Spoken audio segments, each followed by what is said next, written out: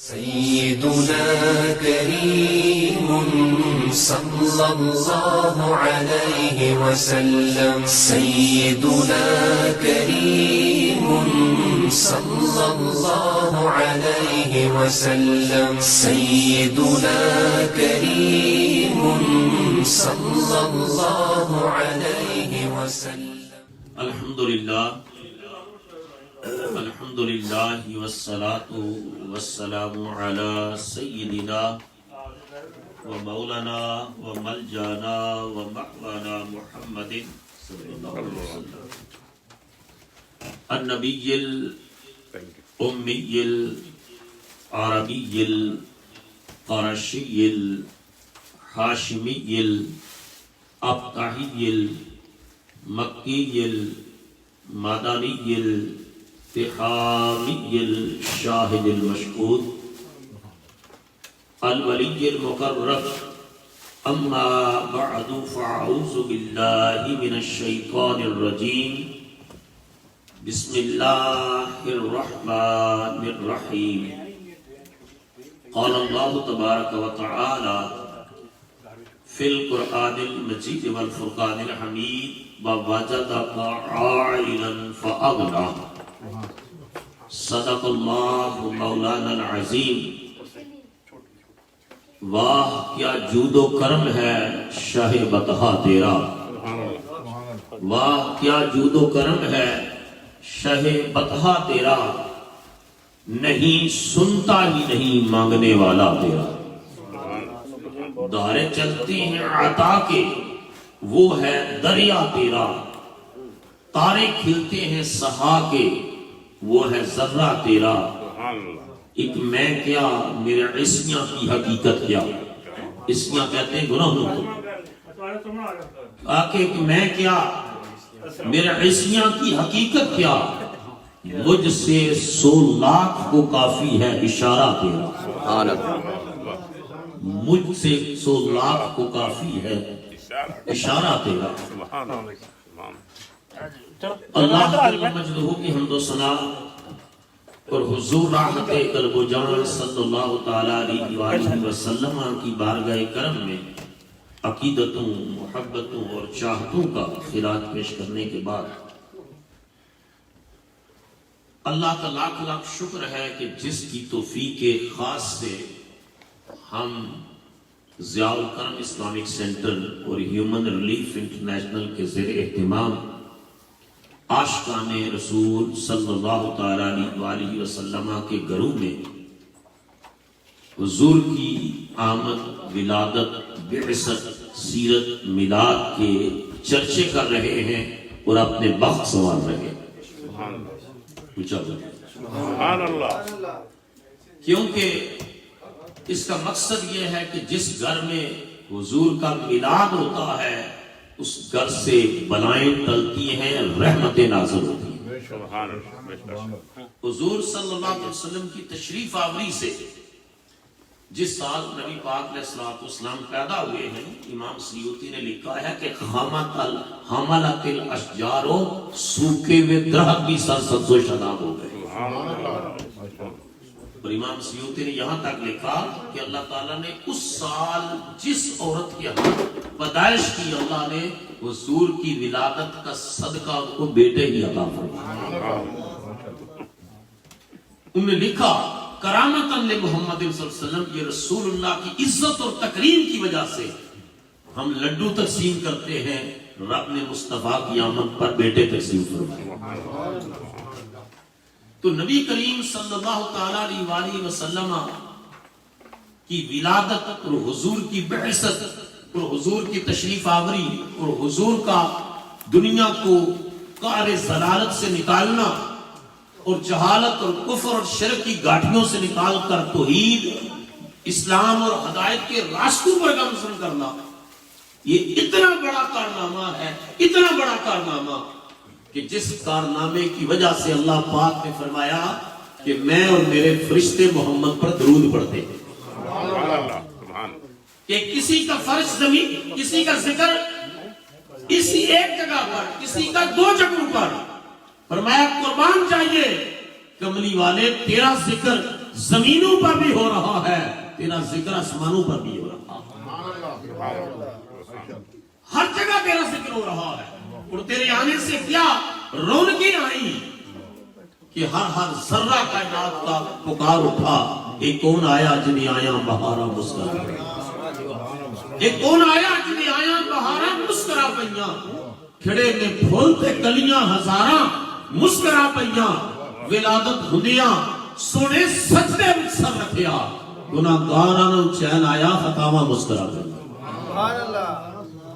اور پھر نبی کریم صلی اللہ تعالیٰ علیہ وسلم نے جب اسلام کی دعوت لوگوں کو پیش کی تو کافر لوگ دو اعتراضات کرتے، ان میں ایک اعتراض یہ ہوتا کہ کوئی فرشتہ آتا جو اگر ہمیں ہدایت دیتا، تو اللہ تعالیٰ نے جواب دیا، فرمایا کہ فرشتے سے تمہیں انس نہ ہوتا، فرشتہ تمہاری طرح کھاتا پیتا سوتا نہیں، فرشتہ تمہارے لیے رول ماڈل نہ بنتا، میں نے انسانوں میں اپنا محبوب بھیجا ہے تاکہ ان کی صبح بھی دیکھو، ان کی شامیں بھی دیکھو، ان کی تنہائیاں بھی دیکھو، ان کی خلوتیں بھی دیکھو، ان کی جلوتیں بھی دیکھو، تاکہ میرا نبی تمہارے لیے بہترین رول ماڈل بن جائے۔ اور دوسرا اعتراض یہ ہوتا کہ یہ امیر نہیں ہے، ان کے باغ نہیں ہے، اگر ان کے کوئی باغ ہوتے، ان کا بہت بڑا کوئی کاروبار ہوتا، بزنس ہوتا، تجارت ان کی بہت بڑی ہوتی، تو پھر بھی ہم ایمان لے آتے۔ ان کے پاس جو ایک وقت کا کھانے کا ہوتا ہے، ایک وقت کا نہیں ہوتا۔ یہ سورہ فرقان میں حضور ضیاء الامت جسٹس پیر محمد کرم شاہ الازہری رحمۃ اللہ تعالیٰ علیہ نے ایک بڑا خوبصورت جملہ لکھا ہے، پیر صاحب نے لکھا ہے کہ یہ کافر اعتراض کرتے ہیں کہ حضور کا کوئی باغ نہیں ہے، پیر صاحب نے لکھا ان نادانوں کو خبر نہ تھی یہ سارا گلشن ہستی محمد کا ہی تو ہے صلی اللہ علیہ وسلم، یہ سارا گلشن ہستی جو رسول اللہ کے لیے تو اللہ نے بنایا ہے کہ حضور وجہ تحریک کائنات ہے۔ اور سورہ مفتوحہ کی اس آیت کے اندر تو اللہ نے گارنٹی دے دی، فرمایا وَوَجَدَكَ عَائِلًا فَأَغْنَى، میرے نبی ہم نے آپ کو تنگ دست پایا اور غنی کر دیا۔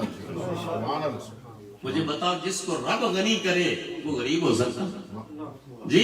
رسول پاک علیہ الصلوۃ والسلام نے فرمایا انما انا قاسم واللہ یعطی، عطا خدا کرتا ہے، تقسیم محمد کرتا ہے۔ اسی وجہ سے میرے امام اعلیٰ حضرت نے لکھا میں تو مالک ہی کہوں گا کہ ہو مالک کے حبیب، نہیں محب و محبوب میں تیرا میرا، کہا محب اور محبوب میں تیرا میرا نہیں ہوتا، جو محبوب کا ہے وہ محب کا ہے، جو محب کا ہے وہ محبوب کا ہے۔ اللہ نے فرمایا یہ ساری کائنات میری ہے، مالک میں نے محمد کو بنا دیا۔ یتیم سلطان محمود غزنوی کی مجلس سجی تھی نا، تو اس نے جوش میں آ کر، صحاوت میں آ کر اپنے وزیروں کو کہا جس کو آج جو چیز پسند ہے نا اس پر جا کر ہاتھ رکھے اور وہ اس شاہی خزانے سے لے لے۔ تو ایک وزیر اٹھا، اس نے جا کر استقبل میں جو سب سے اچھا گھوڑا تھا اس پر ہاتھ رکھا، اس نے کہا یہ گھوڑا میرا ہے۔ دوسرا وزیر اٹھا، اس نے ایک تلوار جو بڑی کمال کی تلوار اس پر جا کر ہاتھ رکھا، یہ تلوار میری۔ تیسرا آگے جس نے، سارے وزیر، ایاز ابھی تک بیٹھا تھا، اب سب جب اپنی اپنی چیزیں مل چکے تو ایاز سے پوچھا تو؟ وہ اٹھا اور اٹھ کر بادشاہ کے سر پہ ہاتھ رکھ دیا۔ انہوں نے کہا بیوقوف ہے کہ ہاں کوئی تلوار لے رہا ہے، کوئی گھوڑا لے رہا ہے، کوئی سونا لے رہا ہے، کوئی چاندی لے رہا ہے، کوئی زمین لے رہا ہے، کوئی مکان لے رہا ہے، تو نے بادشاہ کے سر پہ ہاتھ کیوں رکھ دیا ہے؟ کوئی بال چاہیے تجھے؟ اس نے کہا جب بادشاہ میرا ہے تو ساری بادشاہی میری ہے۔ اس نے کہا یہ، اور ویسے ہی اس کی مثالیں نہیں مشہور ہوگی، علامہ اقبال کو بھی کہنا پڑا اس کی مثال دیتے ہوئے اور مسلم ایکوالٹی کے کنسپٹ کو اجاگر کرتے ہوئے کہ نماز میں جب مسلمان آتے ہیں نماز میں تو سارے امیر ہو، غریب ہو، گورا ہو، کالا ہو، ایک ہی صف میں کھڑے ہو جاتے ہیں۔ اقبال نے ایگزامپلائز کیا اور کہا ایک ہی صف میں کھڑے ہو گئے محمود و ایاس، نہ کوئی بندہ رہا نہ بندہ نواز۔ تو بندہ نواز تو محمود تھا اور یہ اس کا غلام تھا، ٹھیک ہے، بندے کو نوازنے والا۔ تو اس نے کہا جب بادشاہ میرا ہے تو ساری بادشاہی میری ہے۔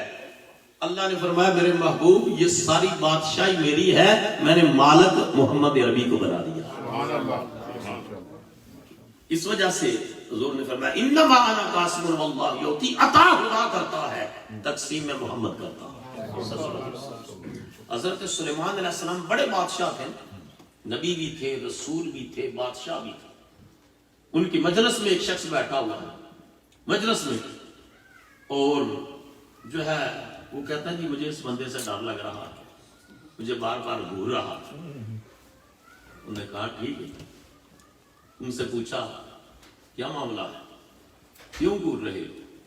اس نے کہا جی اس کو ذرا سائڈ پہ کریں۔ سائڈ پہ کیا تو پوچھا کیا معاملہ ہے؟ اس نے کہا حضور ملک الموت ہوں اور اس کا ٹائم پورا ہو گیا ہے، تو محفل بیٹھے ہیں، تیرا ٹائم پورا ہو گیا، ایدی جان میں ہندوستان میں کڑنی تے ایتھے بیٹھے ہیں کہ انہوں ذرا اتھے پہنچاؤ، تے اللہ کی طرف آرڈر ہے جان اتھے کڑنی ہے۔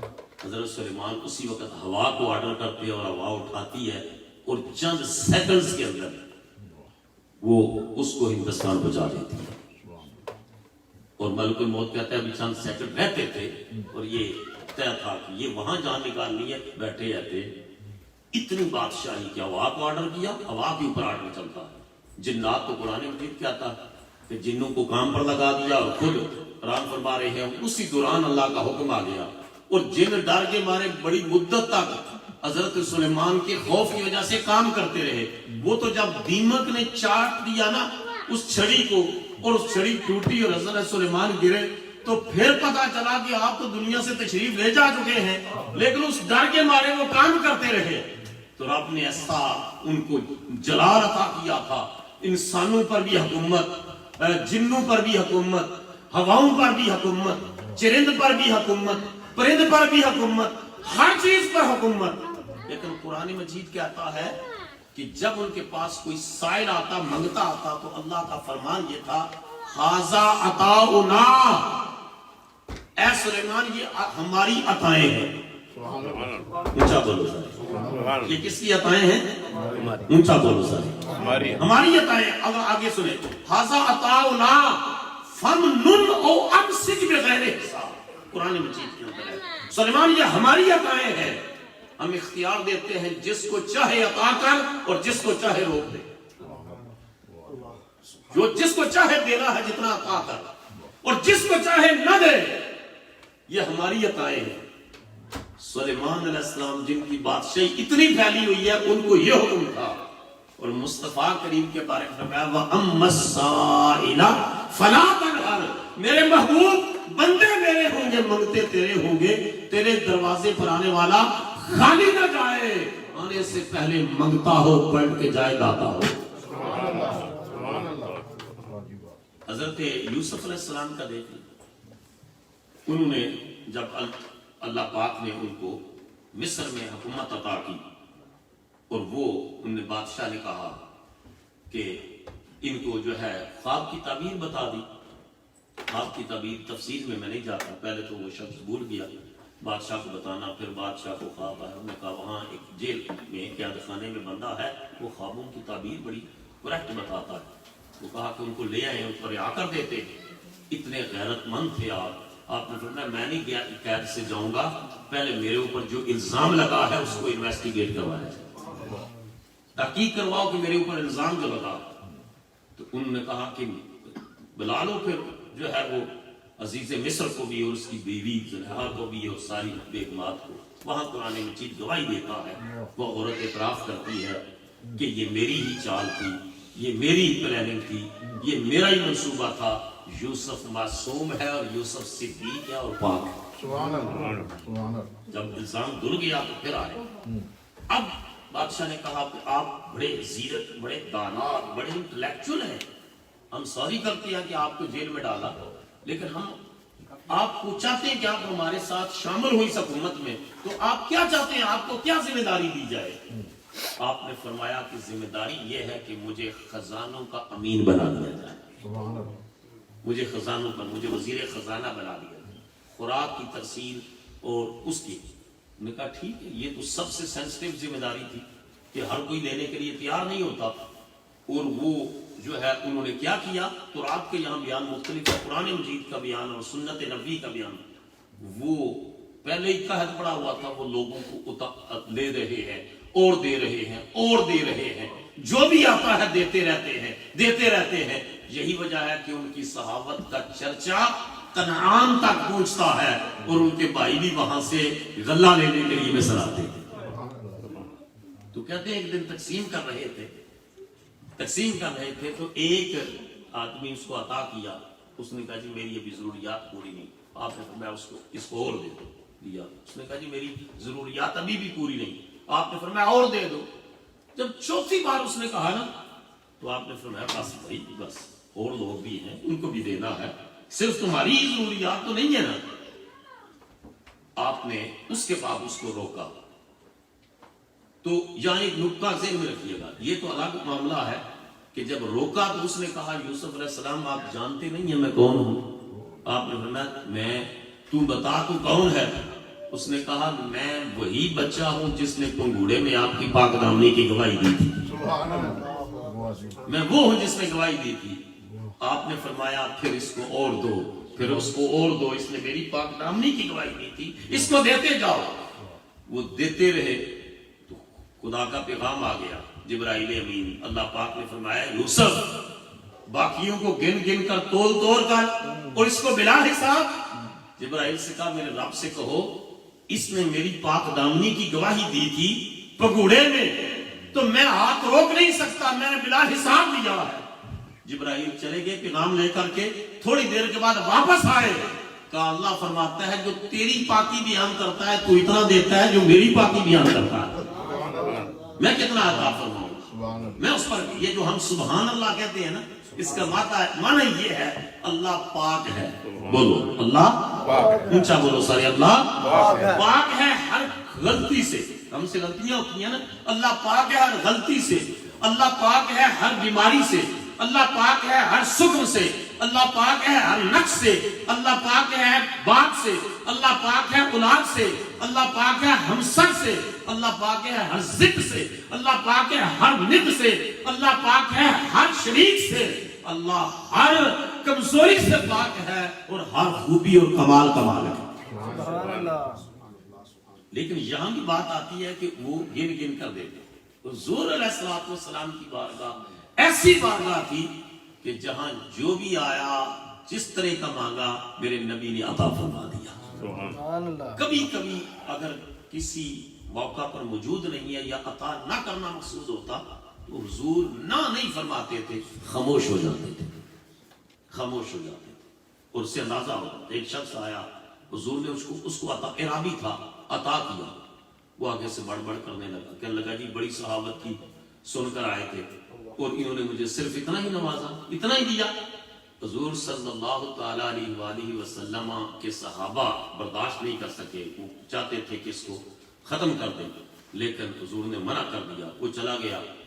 تھوڑی دیر گزری، وہ گلیوں میں مانگ رہا تھا، تھوڑی دیر گزری تو حضور کی بارگاہ میں کسی اور جگہ سے کوئی مال آ گیا، تو حضور نے فرمایا اس کو پکڑ کر لاؤ جو کیا تھا۔ اب جب حضور نے دوبارہ بلایا تو دوبارہ اس کو عطا فرمایا، جب دوبارہ عطا فرمایا تو اب وہ کہتا ہے کہ محمد تو بھی کریم ہے، تیرا باپ بھی کریم ہے۔ حضور کی تعریفیں اور شانیں بیان کرنے، تعریفیں کرنے۔ تو رسول اللہ نے صحابہ سے پوچھا بتاؤ جب پہلے یہ میرے بارے میں اس طرح کے کلمات کہہ رہا تھا اور تم اس کو قتل کرنا چاہ رہے تھے، اگر تم اسے قتل کر دیتے تو کہاں جاتا؟ صحابہ نے عرض کی یا رسول اللہ جہنم جائے۔ اونچا بولو نا، اب جنت میں۔ حضور نے فرمایا میں جانتا ہوں کہ تم دوڑ دوڑ کے تو لوگ جہنم کی طرف جانا چاہتے ہیں، میں محمد انہیں پکڑ پکڑ کے جہنم سے پہنچا کر جنت میں لے جاتا۔ نبی کریم علیہ الصلوۃ والسلام کا ایک صحابی تھے اس طرح، تو وہ بیٹھتے تھے تو ان کے بال اتنے بڑے ہوئے تھے نا کہ وہ بال بڑے ہوئے زمین پر لگتے تھے۔ تو کسی نے کہا، لوگ مشورے دیتے رہے، تجویزیں دیتے، کسی نے کہا آپ کٹوا کیوں نہیں دیتے، یہ زمین پر بھی لگتے ہیں۔ انہوں نے کہا اس وجہ سے نہیں کٹواتا کہ ایک بار مصطفیٰ کریم کا ہاتھ ان بالوں پر لگا تھا، حضور کا مبارک ہاتھ لگا تھا تو دل نہیں چاہتا کہ ان پر کینچی لگے اور وہ کٹ جائے۔ میں برکت کے طور پر ان بالوں کو رکھا ہوا ہے، ایک عشق نبی ہے، اگر ہو سکے نصیب ورنہ درا ہی کیا ہے اس جہان خراب میں، ورنہ درا ہی کیا ہے اس جہان حرام میں۔ کہ حضور کا ایک لمس تھا کہ حضور کا مبارک ہاتھ میرے بالوں پر آیا تھا۔ صحابہ کرام کہتے ہیں چھوٹے بچے ہوتے، وہ مسجد کے باہر کھیل رہے ہوتے بچے، حضور صلی اللہ علیہ وسلم کا معمول مبارک یہ تھا کہ حضور اس طرح اپنے مبارک ہاتھوں سے ان کی گالوں کو سہلاتے، چھوٹے بچوں کو ان کے مبارک پر حضور ہاتھ پھیرتے۔ صحابہ کرام قسم اٹھا کر کہتے تھے کہ بچپن میں جس کے چہرے پر حضور کا مبارک ہاتھ آیا ہے، بڑھاپے کے عالم میں بھی اس چہرے سے خوشبو نہیں جاتی۔ جس راہ چل دیے ہیں کوچے بسا دیجیے، حضور جس راستے سے گزر کر جاتے ہیں وہ راستہ بھی خوشبو سے بھر جاتا ہے۔ اور نبی کریم صلی اللہ علیہ وسلم نے فرمایا اوتیت مفاتیح خزائن الارض، زمین کے خزانوں کی چابیاں اللہ نے مجھ محمد کو عطا فرمایا۔ میرے امام نے کہا واللہ لا و رب العرش، جس کو جو ملا ان سے ملا، بڑھتی ہے کونین میں نعمت رسول اللہ، بڑھتی ہے کونین میں نعمت رسول اللہ کی۔ اور ان اعلیٰ حضرت نے تو یہاں تک بھی کہا کہ کون دیتا ہے دینے کو منہ چاہیے، دینے والا ہے سچا ہمارا نبی۔ وہ اعتراض کرتے جی دیتا تو اللہ ہے، ہم کہتے ہیں بے شک اللہ دیتا ہے، پر ہمارا یہ عقیدہ ہے مصطفیٰ کا صدقہ عطا کرتا ہے۔ اب ایک چھوٹی ساری حدیث صدقے پر، اس کے بعد پھر انشاءاللہ سورورتی صاحب کا بیان۔ ایک حدیث کے صدقہ کیا ہوتا ہے، یہ بچے بھی ہیں ان سے بھی سوال کرتے ہیں مجھ سے یہ وسیلہ کیا ہے، یہ صدقہ کیا ہے؟ لوگ کہتے ہیں جی ڈائریکٹ اللہ سے مانگو۔ تو اب حدیث مبارکہ میں ہے کہ ایک یہودی بچہ نبی کریم علیہ السلام کی خدمت میں رہتا ہے، حضور کے جوڑے اٹھاتا ہے، حضور کی بس محبت کرتا ہے، حضور جہاں تشریف لے جائیں تو آپ کے نالین مبارک اٹھا دیتا ہے۔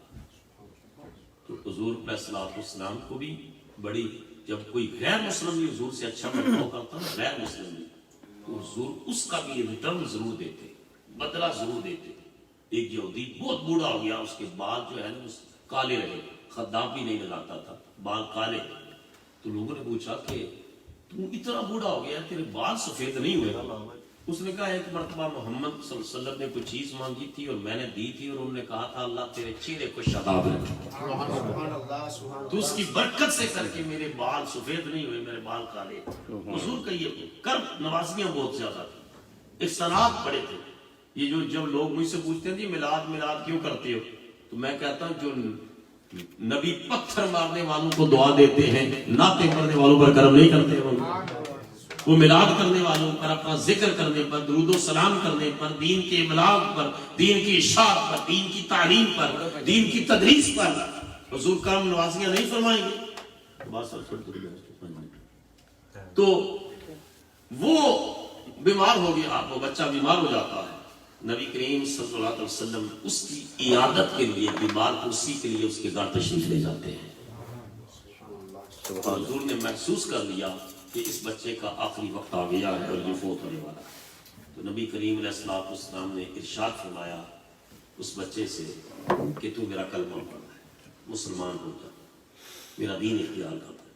تو کہتے ہیں حدیث پاک میں آتا ہے کہ اس نے اپنے باپ کی طرف دیکھا، اپنے باپ کی طرف کہ میرا آخری وقت بھی ہے، تو باپ نے آگے سے کہا، وہ یہودی تھا، باپ نے آگے سے کہا جو ابو القاسم کہتے ہیں، رسول اللہ کی کنیت تھی ابو القاسم، کیونکہ حضور کے بڑے بیٹے قاسم تھے، ان کی نسبت سے حضور کی کنیت ابو القاسم تھی، جو ابو القاسم کہتے ہیں وہ کر ڈال، مطلب یہ تھا کہ ہر کوئی ان کے پاس جا کے کلمہ پڑھتا ہے، تو خوش نصیب ہے، تجھے آگے بڑھا رہے ہیں، تجھے آگے کلمہ پڑھا رہے ہیں۔ حضور علیہ السلام کی بات کو مان گیا اور اس نے کلمہ پڑھا، اشہد اللہ الہ الا اللہ و اشہد ان محمدا رسول اللہ۔ حضور تشریف لے آئے، دروازے تک پہنچے تھے، دروازے تک اس کے باپ کی چیخ نکلی اور اس نے آواز دی محمد، میرا بیٹا فوت ہو گیا، میرا بیٹا فوت ہو گیا۔ اس لمحے پر حضور نے جو حدیث مبارکہ موجود ہے میں دکھا سکتا ہوں، اس موقع پر حضور نے فرمایا الحمدللہ الذی انقذہ اللہ بی من النار، ساری تعریفیں اس رب کے لیے ہیں جس نے میرے ذریعے اس بچے کو جہنم کی آگ سے بچایا۔ اونچا بولو نا سبحان اللہ. ہدایت رب دیتا ہے، لیکن حضور نے فرمایا ساری تعریفیں ہیں اس رب کے لیے جس نے اس کو دوزخ کی آگ سے بچایا، میرے ذریعے سے، میرے صدقے سے، میرے واسطے سے، میرے وسیلے سے، میرے سبب سے اللہ نے اس کو جہنم سے نکالا ہے اور جنتی بنا دیا. تو ہم اس وجہ سے وسیلے کے قائل ہیں، اس وجہ سے واسطے کے قائل ہیں، اس وجہ سے سرکار کی نعتیں پڑھتے ہیں، اس وجہ سے سرکار کا میلاد مناتے ہیں کہ اگر یہودی بچے نے مصطفیٰ کی بات مان لی ہے، اللہ نے اس کو آتش جہنم سے بچا لیا ہے، تو ہم تو حضور کے سچے غلام ہیں. اسی پر علامہ اقبال نے 1932 میں سیالکوٹ کے اندر جلسہ کا انجمن حمایت اسلام کا، اور نعت خنات پڑھ رہا تھا، خدا کی رضا چاہتے ہیں دو عالم اور خدا چاہتا ہے رضائے بولو سارا، خدا چاہتا ہے رضائے. علامہ اقبال رو پڑے، انہوں نے روکا نعت خان کو، روکا، رو کر آپ نے فرمایا 2 شعر کلام لکھنے والے پر قربان چاہیے، 2 شعر میرے بھی شامل کر. اس نے کہا حضور اسی وقت فرمایا، میں اسی وقت شامل کر. اس نے کہا ارشاد ہوں. علامہ اقبال کہتے ہیں 1932 کی بات ہے، انجمن حمایت اسلام کا جلسہ سیالکوٹ میں، آپ نے فرمایا میرے بھی شعر شامل کر کے فردوس اعلیٰ بنائے خدا اور بسائے محمد. فردوسی اعلیٰ بنائے خدا اور بسائے محمد، اور کہا تماشا تو دیکھو جہنم کی آتش لگائے خدا اور بجائے محمد. تماشا تو دیکھو جہنم کی آتش لگائے خدا، بولو بجائے محمد، لگائے خدا اور بجائے محمد. فردوسی اعلیٰ بنائے خدا اور بسائے محمد، اور جہنم کی آتش لگائے خدا اور بجائے محمد. اس وجہ سے کر کے ہم حضور سے پیار کرتے ہیں. اللہ پاک ہمارے اس پیار کو قبول فرمائے، ہمارے اس جذبہ عشق رسول کو قبول فرمائے، ہماری عقیدتوں کو قبول فرمائے، اور اس گھر میں آنے والی بیٹی صاحب کے گھر میں ہونے والی اس عظیم خوبصورت پیاری روحانی محفل کو قبولیت کر کے گنبد خضرا میں بھی قبول ہو جائے، اور رب العالمین کی بارگاہ میں قبول ہو جائے. وما علینا الا البلاغ المبین.